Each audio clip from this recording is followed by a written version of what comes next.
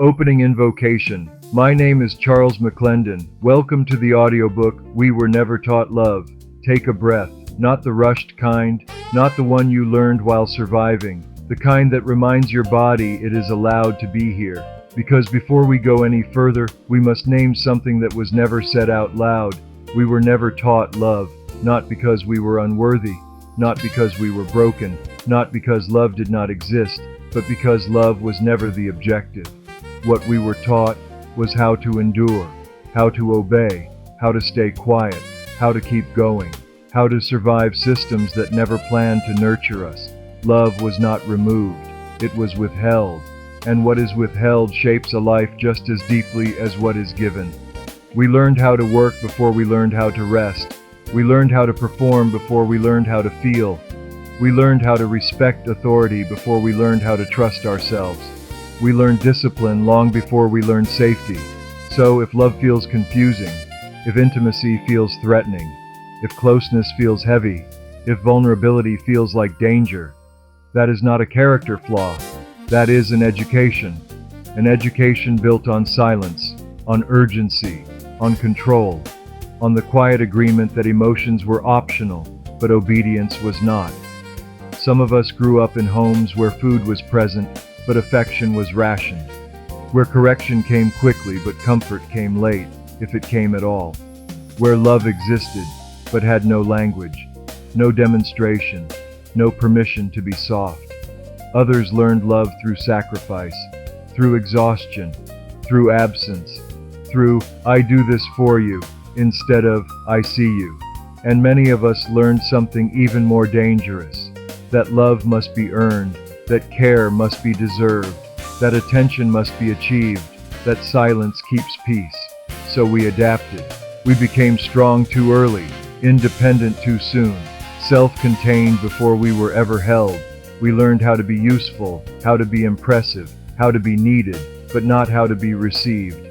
And when love finally showed up, real love, gentle love, patient love, it felt unfamiliar, suspicious, unsafe, because our nervous systems were trained for correction, not connection. Let this be said clearly, without shame. You do not struggle with love because you are incapable of it. You struggle with love because it was never modeled as safe, and no one can practice what they were never taught. This audiobook is not here to accuse, it is here to reveal, to trace the curriculum we were handed without consent, to name the lessons that shaped our relationships, our parenting, our faith, and our sense of worth. This is not about blame, it is about clarity. Because when you understand what trained you, you stop attacking yourself for the symptoms, and when you see the system, you can finally choose something different. If at any moment during this journey you feel resistance, pause. That resistance is not rejection, it is recognition. If something tightens in your chest, if memories surface, if your body reacts before your mind understands, that is wisdom rising. You are not being broken open. You are being remembered. We are not here to rewrite the past. We are here to reclaim the future. Love was never taught, but it can be learned. And once learned, it can be passed on, not as theory, not as performance, but as presence. This is where the silence ends. This is where the real lesson begins.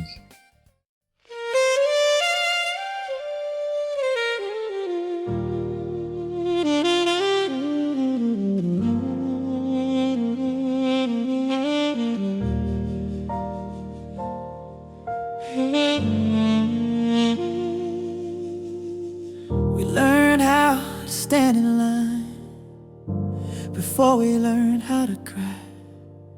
Learned how to be just fine while our feelings learned how to hide. They taught us rules, not reasons, punishment, not repair. So we grew up tough on the outside and lonely everywhere. Mama said be strong, Daddy said don't feel, school said sit still, church said kneel. So we mastered survival, but intimacy never showed. Yeah, we learned how to carry weight, but nobody taught us how So if love feels heavy, if closeness feels wrong, if you push it away but still want it all along, that ain't weakness, that's proof of where you're from.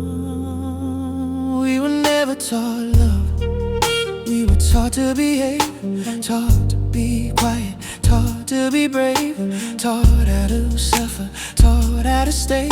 But nobody showed us love wasn't pain. We were never taught just how to survive, so we bleed in our relationships trying to feel alive. If love feels foreign, that's because it was. We were never taught love, we were taught to be tough.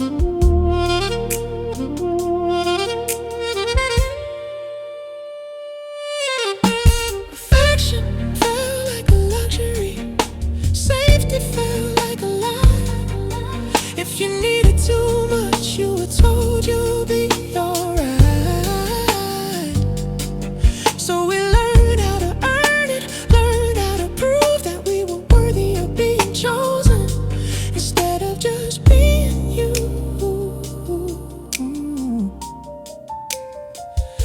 We confuse control with care, silence with peace, struggle with loyalty, pain with belief. We stay way too long, then leave way too fast, cause nobody taught us how to love without the past. So if you crave connection, but run when it's close, if you wanna be seen but still hide the most, that ain't broken,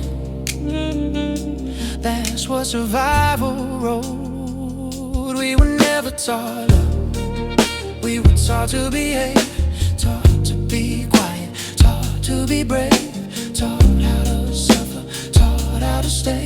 But nobody showed us love wasn't pain. We were never taught love, just how to survive, so we bleed in our relationships trying to feel alive. If love feels foreign, that's because it was. We were never taught love, we were taught to be tough.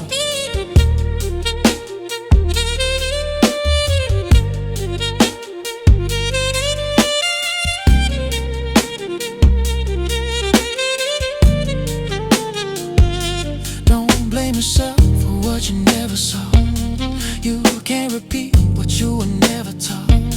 Love ain't loud, love ain't fear, love don't disappear when things get real. We were never taught love, but we're learning it now, through the unlearning, through breaking it down, through choosing presence over survival's rush. We were never taught love, but we're teaching it now to us. Yeah, we were never taught love, but the cycle can end. What we learn in healing, we can pass to them. Love ain't weakness, love ain't lost. We were never taught love, but now we're rewriting the cause we were never taught.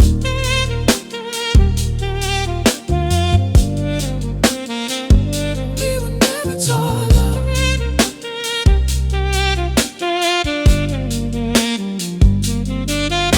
We're running right now. We were never taught love, but we're learning right now.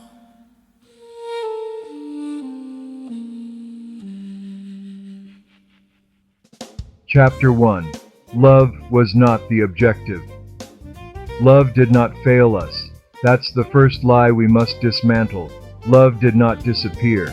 Love was not weak. Love was not forgotten. Love was simply never the goal. From the moment many of us entered this world, the objective was not emotional safety, connection, or tenderness.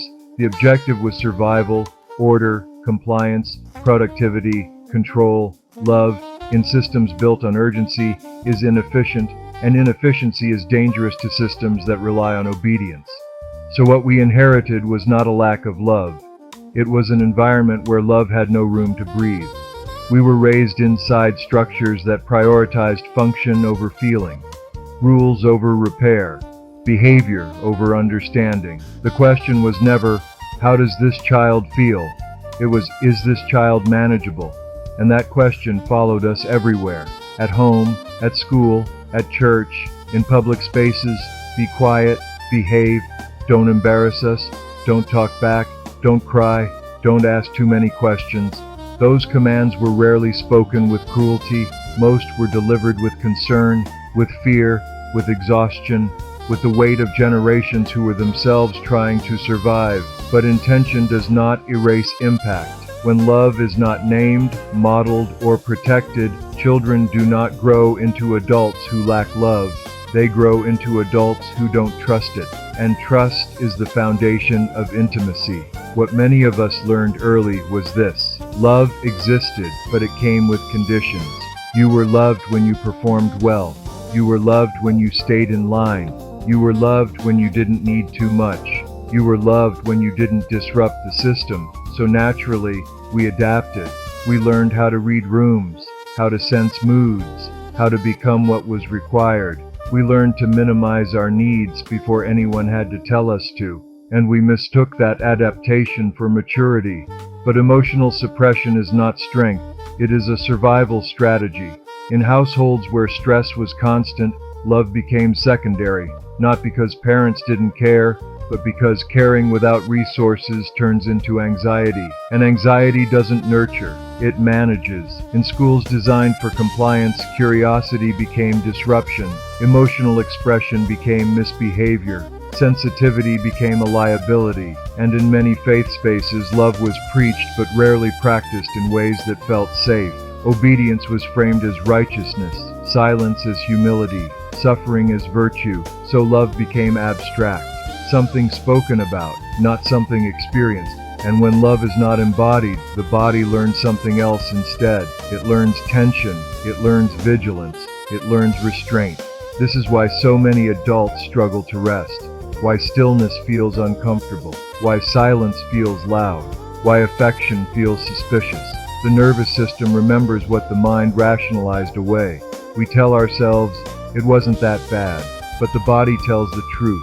Because when love is absent as a stabilizing force, the body stays alert, guarded, prepared, not for connection, but for correction. So when love finally arrives in adulthood, it often feels confusing. We crave closeness, but panic when it shows up. We want intimacy, but fear exposure. We desire to be seen, but don't know how to receive attention without shrinking. This is not dysfunction, this is conditioning. You were trained to survive, not to soften, and survival requires armor. But armor, while useful in danger, becomes heavy in peace.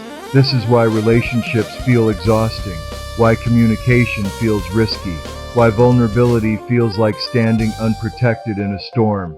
Because love asks us to remove armor we were never taught how to set down. And here is the truth few say plainly. Many of us were raised by people who loved us deeply, but did not have the tools, time, or safety to teach love as an experience. They taught what they were taught, and what they were taught was endurance. So this chapter is not about blame, it is about context. Because when you understand that love was never the objective, you stop personalizing the absence. You stop asking, what was wrong with me? And start asking, what system shaped this environment? That question is liberating. It allows compassion without denial, clarity without bitterness, truth without hatred. Love did not fail. Love was delayed, and what is delayed can be learned. But before love can be practiced, the illusion must be released, that you were supposed to know how to do something no one ever taught you. This is where healing begins. Not by forcing yourself to love better, but by understanding why love never felt safe in the first place. In the next chapter, we will look closely at one of the most powerful classrooms in shaping our emotional lives, the school system, and how discipline replaced understanding long before we had language for our feelings. But for now, let this land. You were not broken, you were trained, and training can be undone.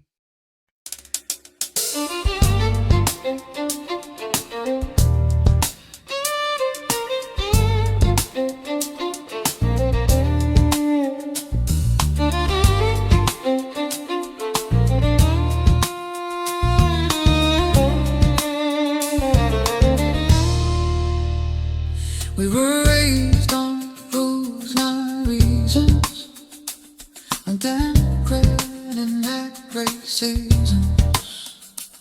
Had a roof, had food, had discipline, but nobody has what we felt within. We learned how to fall in line, how to read moods, how to save time, how to stay strong, how to behave. But love was never what they gave. They said I love you and they could, but survival spoke louder than good. So we grew up sharp, alert, on edge, trying to live without falling off the ledge. So if your heart feels guarded, like peace don't last too long, that ain't your fault, that's training. You were taught to be strong. Love was not the objective, survival was the plan. Obedience was the lesson, not the heart of a man. We were shaped to function, not taught how to feel. Love was not the objective, so pain felt real. Oh, love was not the objective, just make it through the day. Be quiet, be tough, don't get in the way. If love feels distant, cold, or neglected, it's 'cause love was not the objective.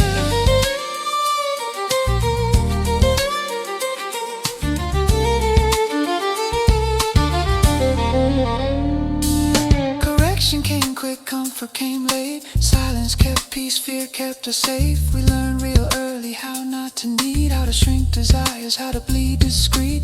We confused control with care, silence with peace, pressure with prayer. Stayed in line, stayed aware. Love felt rare, almost unfair. So now we crave connection, but run when it's close. Wanna be held but protect the most. We wanna be seen but don't know how, 'cause love wasn't taught then, and it's awkward now. If intimacy scares you, if softness feels wrong, that ain't brokenness, that's where you're from. Love was not the objective, survival was the plan. Obedience was the lesson, not the heart of a man. We were shaped to function, not taught how to feel. Love was not the objective, so pain felt real. Oh, love was not the objective, just make it through the day. Be quiet, be tough, don't get in the way. If love feels distant, cold, or neglected, it's 'cause love was not the objective.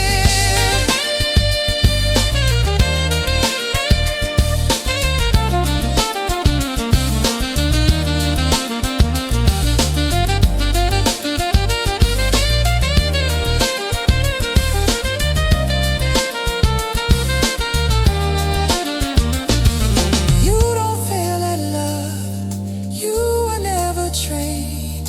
You can't repeat lessons that were never explained. So don't shame the heart for the war it survived. You learned how to live before you learned how to thrive. Love was not the objective, but it can be now. We can unlearn fear, we can break it down. Teach our children safety, teach ourselves rest. Love may not have been the objective, but healing is next. Oh, love was not the objective, but the cycle can bend. What we understand, we don't have to defend. If love feels foreign, rejected, neglected, it's not your failure. Love was not the objective. Broken, just trained, not unloved, just unmanaged. No good, just trained, not unloved, just unmanaged.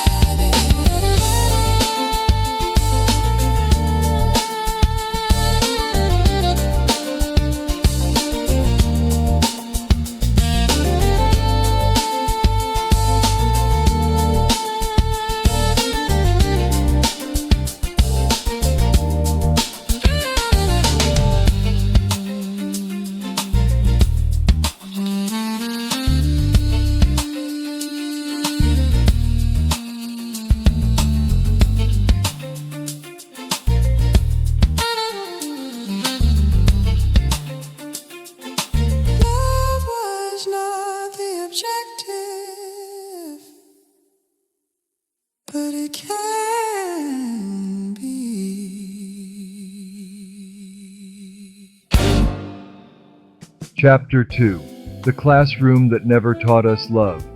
Before many of us learned the language of our own emotions, we learned the language of the classroom. Rows, rules, schedules, silence. For years we spent more waking hours in school than anywhere else outside our homes, and while schools taught us how to read, write, count, and comply, they quietly taught us something else just as powerful: how to suppress ourselves in order to succeed.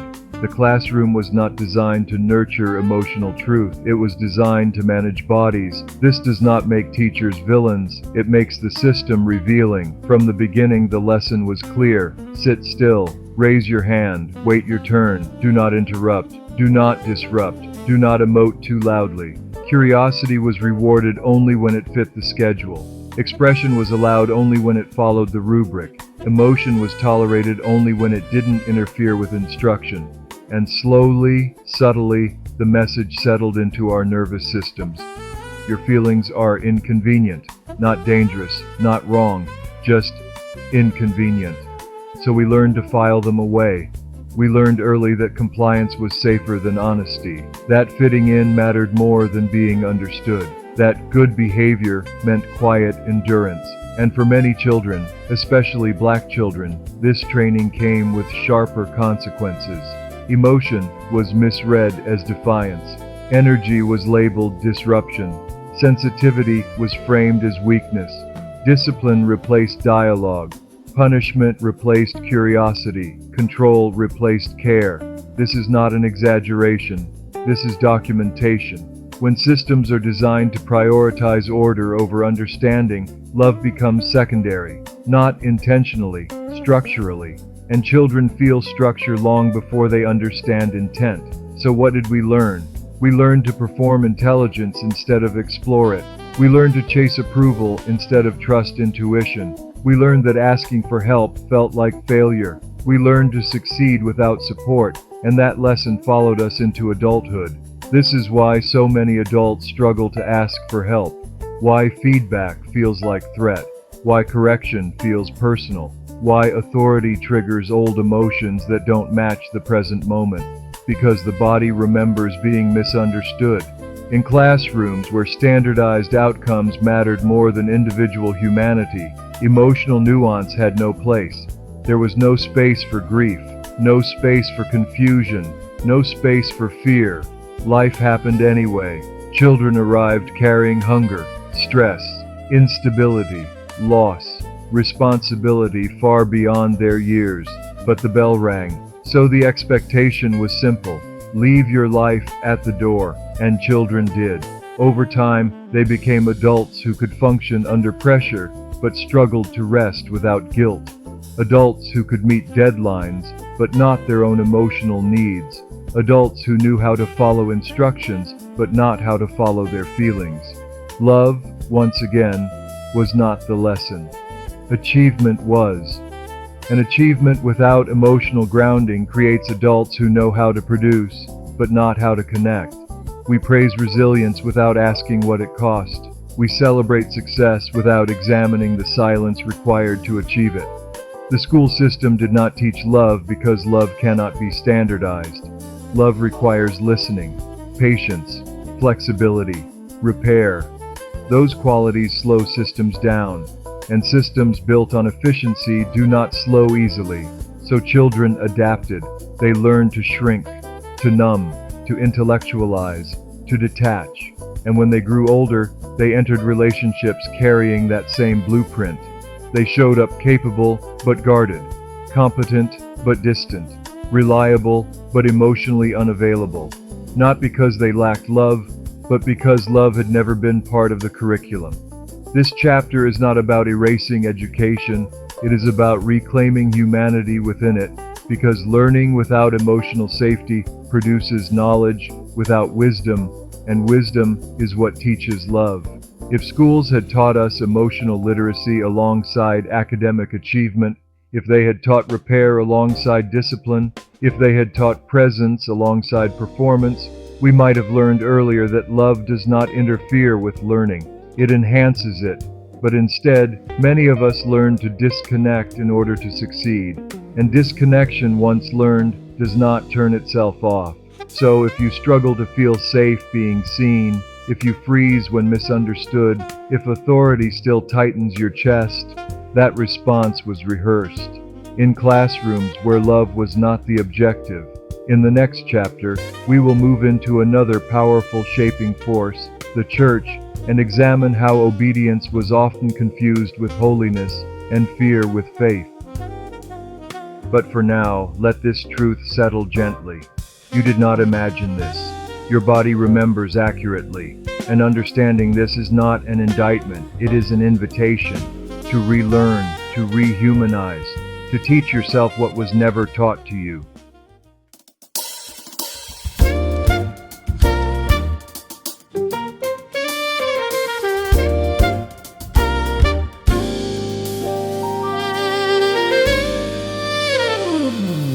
We learned how to sit still before we learned how to feel. Learned how to raise our hand, but not how to say what's real. Degraded silence, their punished tone, told us act right before we were grown. Rows of desks, eyes front, bell rings, life stops. Leave your feelings at the door. We don't got time for what you brought. So we learned to swallow pain, learned to wait our turn, but nobody taught us how to heal. They just taught us how to learn. So if authority makes you tense, the feedback feels like attack. That's not attitude, that's a classroom flashback.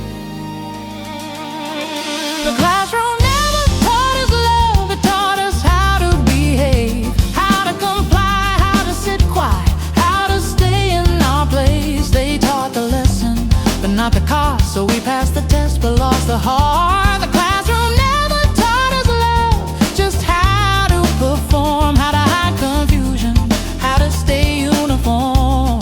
If expression feels dangerous, if your feelings feel shoved, it's 'cause the classroom never taught us love.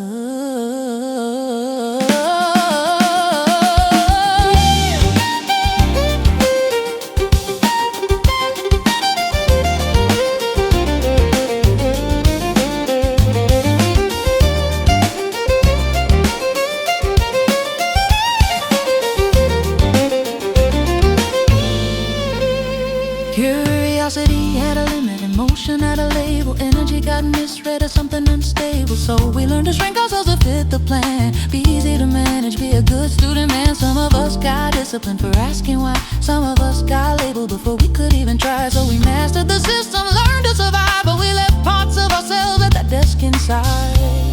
If you hate being misunderstood, if being seen feels rough, that's not insecurity, that's being taught you were too much. Oh, the classroom never taught us love, it taught us how to behave, how to comply, how to sit quiet, how to stay in our place. They taught the lesson, but not the cost. So we passed the test but lost the heart. The classroom never taught us love, just how to perform, how to hide confusion, how to stay uniform. If expression feels dangerous, if your feelings feel shoved, it's 'cause the classroom never taught us love.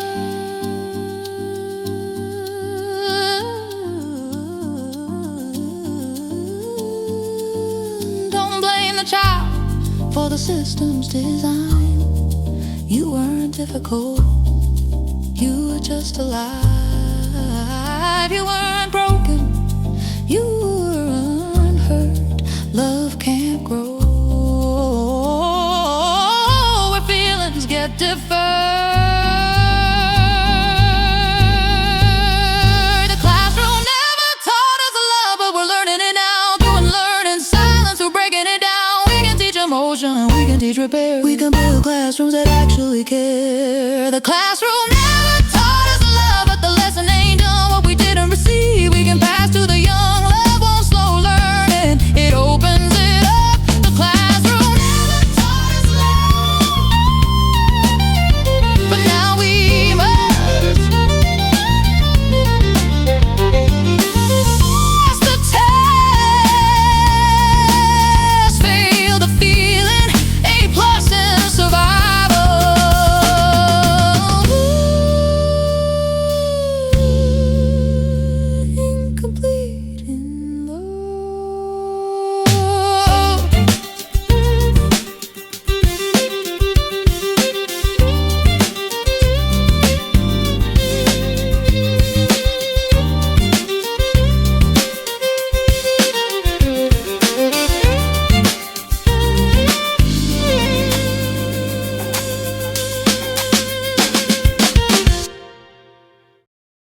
Chapter 3. The Church taught obedience, not intimacy.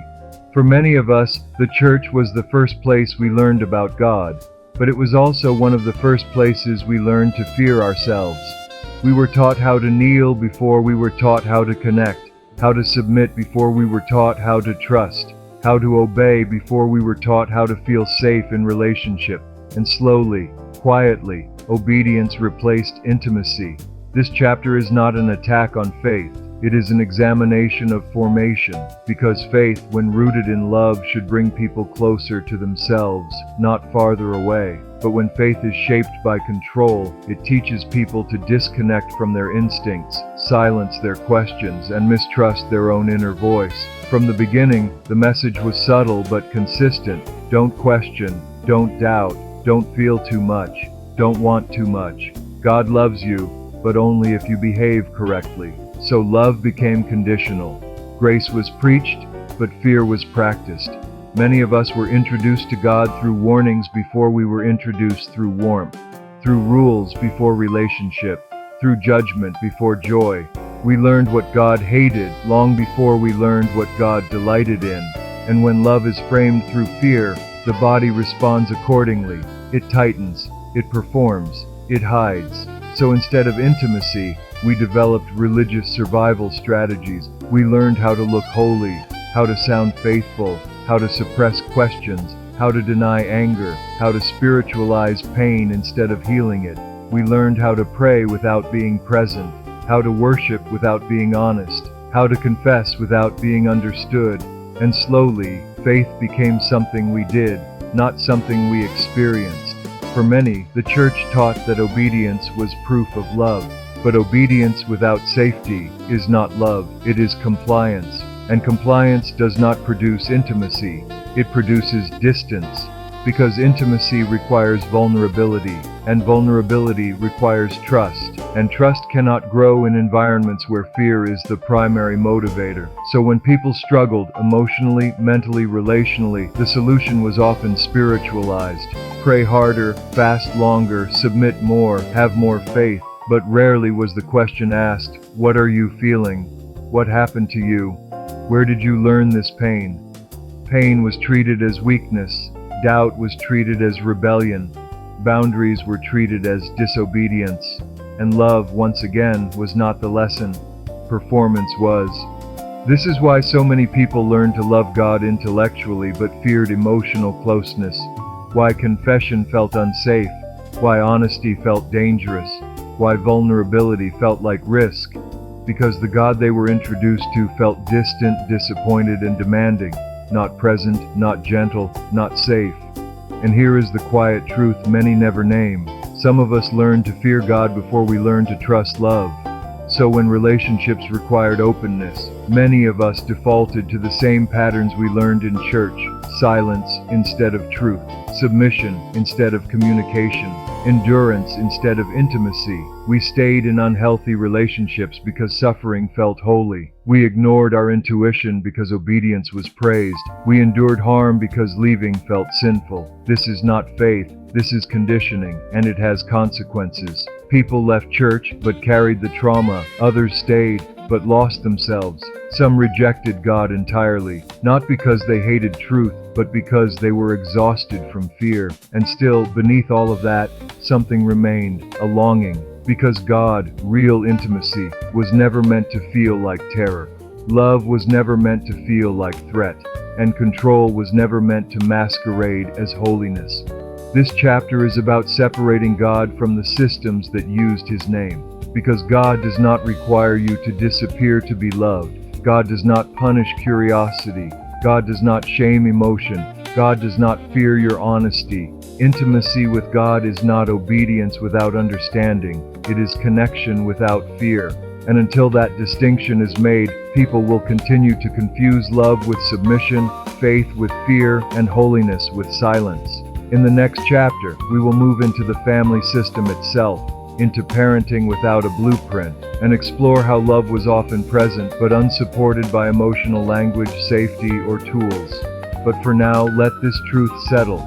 If your faith made you smaller, quieter, or more afraid of yourself, that was not God. That was a system that never taught love.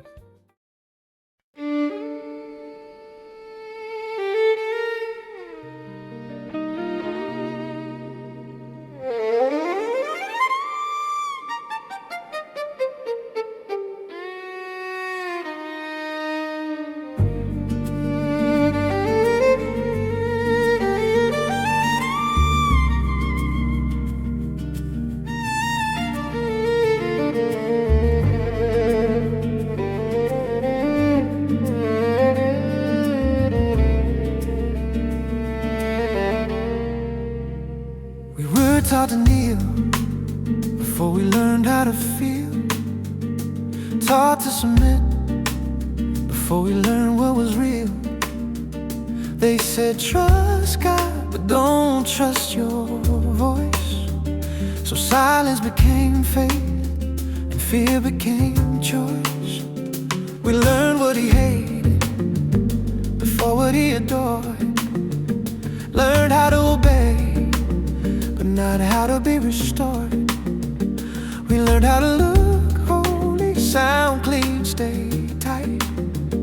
But nobody taught us how to feel safe in the light. So if prayer feels heavy, if worship feels forced, that ain't God rejecting you, that's fear being enforced.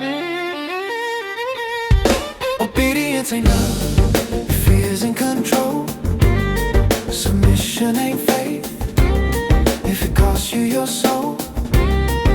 If you had to disappear just to do it right, that wasn't intimacy.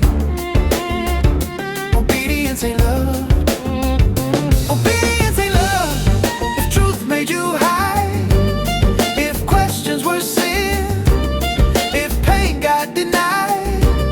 God ain't threatened by honesty or scared of your scars. Obedience ain't love, and love ain't hard. We stayed too long 'cause suffering felt lean. Carried guilt that wasn't ours, learned to break slowly. We spiritualized pain, called endurance grace. Stayed quiet in harm just to keep our place.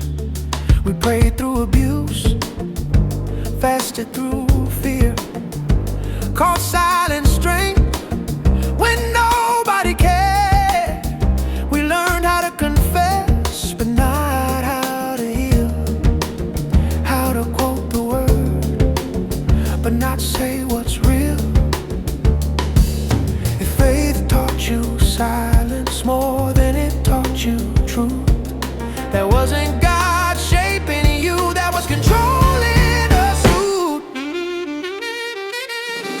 Obedience ain't love if fear's in control. Submission ain't faith if it costs you your soul. If you had to disappear just to do it right, there wasn't intimacy. Obedience ain't love. Obedience ain't love if truth made you hide, if questions were sin, if pain got denied. God ain't threatened by honesty or scared of your scars. Obedience ain't love, and love ain't hard.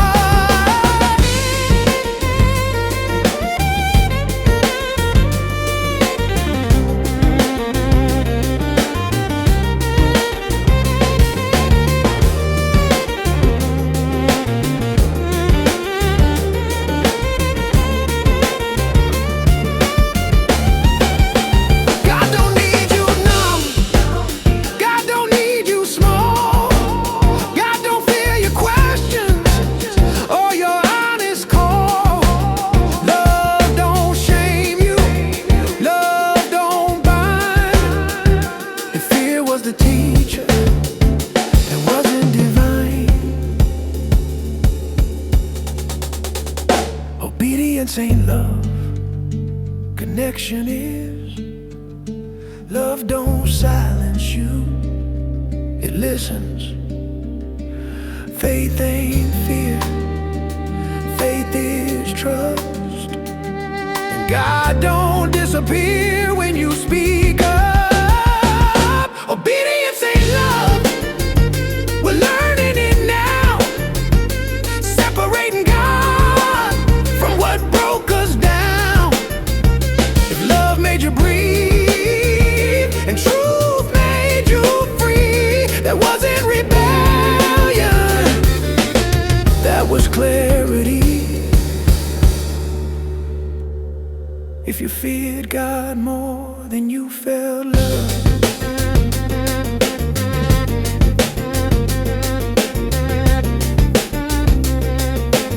that wasn't faith.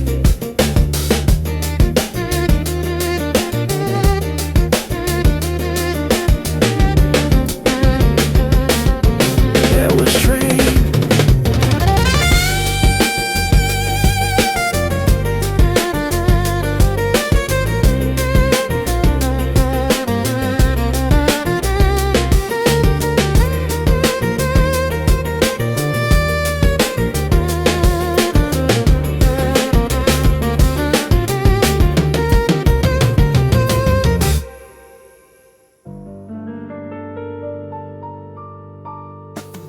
Closing narration.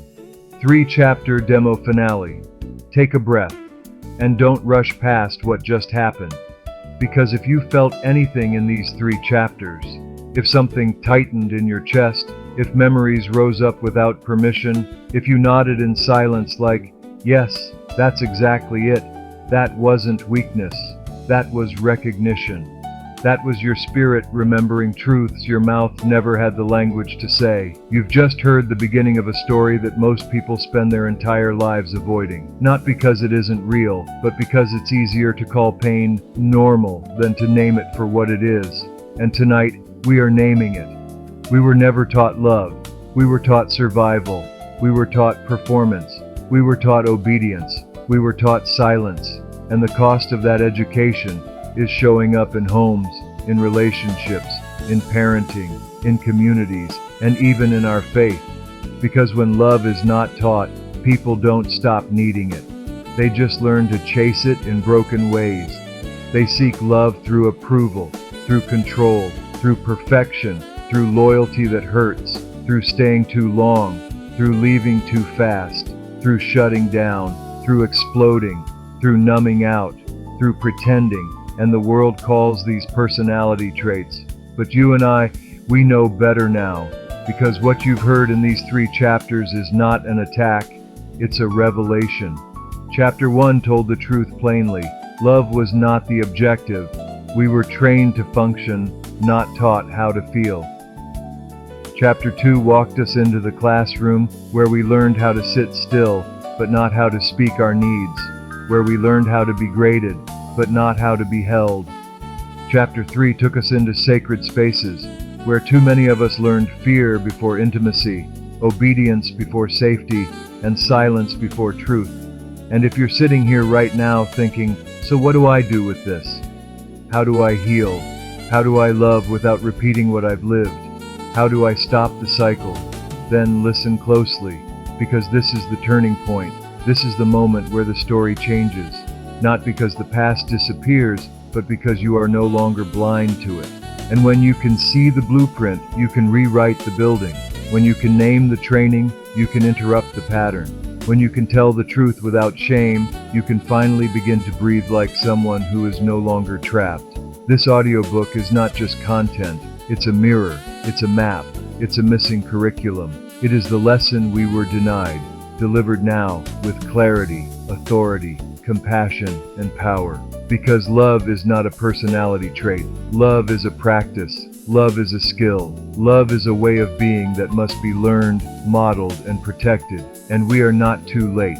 We are not too old. We are not too damaged. We are not too far gone. We are simply waking up. And now that you're awake, you can't pretend you don't know. So here's my promise to you. This is only the demo. This is only the first 3 doors. And behind these doors, there are 7 more. 7 more chapters that go deeper, not to drown you, but to bring you back to yourself. Because our goal isn't to blame parents. Our goal isn't to attack teachers. Our goal isn't to mock faith. Our goal is to separate truth from tradition, love from control, safety from silence. Our goal is to break cycles with intelligence and compassion, to heal without pretending, to love without losing ourselves, to parent without repeating harm, to build relationships that don't require self-erasure, to worship without fear, to speak without shrinking, to feel without apologizing. And yes, we are making this a full audiobook, a full 10 chapters, and not just 10 chapters, 12 original songs, because songs go where explanations can't. Songs hit the body. Songs bypass the armor. Songs make the truth unforgettable. So if these first 3 chapters moved you, understand something. You've been hearing the opening act. The full journey is coming, and it's designed to do something specific, not just make you emotional, but make you free. The full audiobook experience. We Were Never Taught Love. 10 chapters, 12 original songs. Here's what's coming next, so you understand the scale, the intention, and the power. Chapter 4, Parenting Without a Blueprint. How love existed, but language didn't. How trauma became discipline. How cycles repeat without evil intent. Chapter 5, When Trauma Masquerades as Love. Why control feels like care. Why jealousy feels like loyalty. Why pain feels like proof. Chapter 6, Why Love Felt Unsafe. The nervous system, the armor, the triggers, the fear of being seen. Chapter 7, Relearning Love. Skills. We were never given repair. Boundaries, communication, emotional literacy, presence. Chapter 8, Love in Action. How to build safe relationships, not theory, structure. What healthy love looks like, sounds like, and does. Chapter 9, Love and Self. Healing the inner child without shame, ending self-abandonment, reclaiming voice, rebuilding identity. Chapter 10, We Teach Love, Now the Revolution. How we pass a new blueprint forward, how we become what we needed. And throughout the audiobook, we will release 12 songs including the theme anthem, We Were Never Taught Love, chapter anthems for chapters 1 to 10, plus 2 bonus tracks. The Cycle Ends With Me. Teach Love, a closing anthem designed to move people to action. Now let me close this demo with the truth that must be spoken. If you have spent years blaming yourself for struggling with love, stop. If you have called yourself cold, guarded, difficult, too much, not enough, stop. You were responding to an education that trained you for survival. And survival is not the same as living. But the fact that you are listening right now means something inside you is ready to graduate, ready to evolve, ready to receive what was never given. And I want you to hear this clearly. This is not about becoming perfect. This is about becoming present. This is about becoming honest. This is about becoming free. Because you can't pass down what you never received unless you decide to learn it now. And if you're still here with me, if your spirit is still leaning forward, then you already know what time it is. It's time to end the silence. It's time to end the confusion. It's time to end the cycles. It's time to teach love, starting with yourself.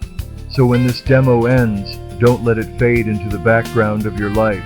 Don't let it become another thing you listen to. Let it become a line in the sand, a before and after, a moment you can point to and say, that's when I stopped calling my pain normal and started calling it what it was.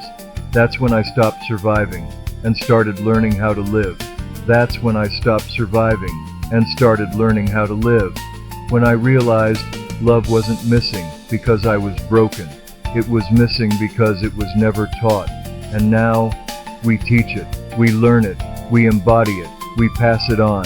This is the beginning of a new curriculum, a curriculum of safety, a curriculum of truth, a curriculum of repair, a curriculum of presence, a curriculum called love. And if you're ready, the full audiobook is coming. 10 chapters, 12 songs, 1 mission. Break the cycle, teach love, restore the people. Stay with me, because we're not just telling the truth, We're building the future.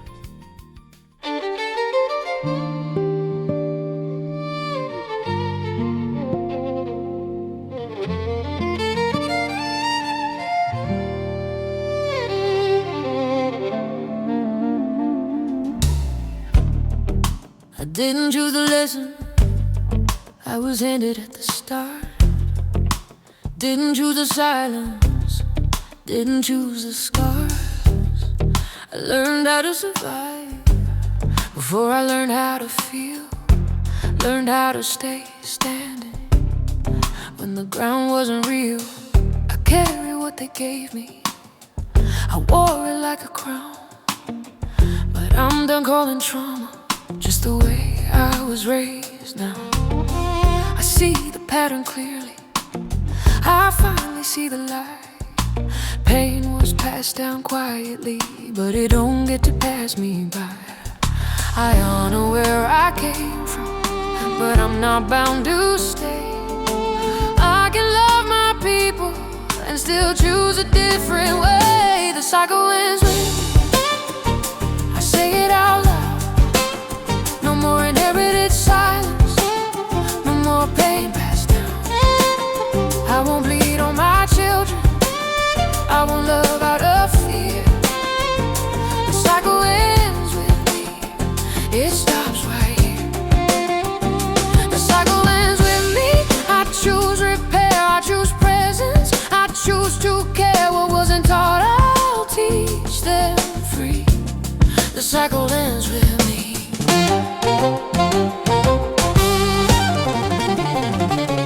I was trained to be strong, but strong don't mean numb. I was trained to obey, but love don't come from that drum. I stayed too long in spaces that confuse pain with peace. But I won't call suffering holy just to feel like I belong at least. I learned love in fragments, in pieces, in delay. But I'm done letting yesterday decide how I show up today. I'm rewriting the blueprint with truth, not shame. I'm breaking generational habits without hating the names. I forget what they couldn't give, I release what they didn't know. But I won't repeat the lesson just because it's old. The cycle ends with me, I say it out loud. No more inherited silence, no more pain passed down. I won't bleed on my children, I won't love out of fear. The cycle ends with me, it stops right here. The cycle ends with me, I choose repair, I choose presence, I choose to care. What wasn't taught, I'll teach them free. The cycle ends with me.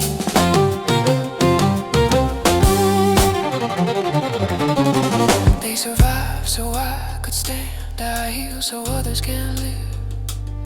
This ain't disrespect, this is the greatest honor I can give. Breaking cycles ain't betrayal, it's the bravest form of love. I don't reject my roots, I let them rise up.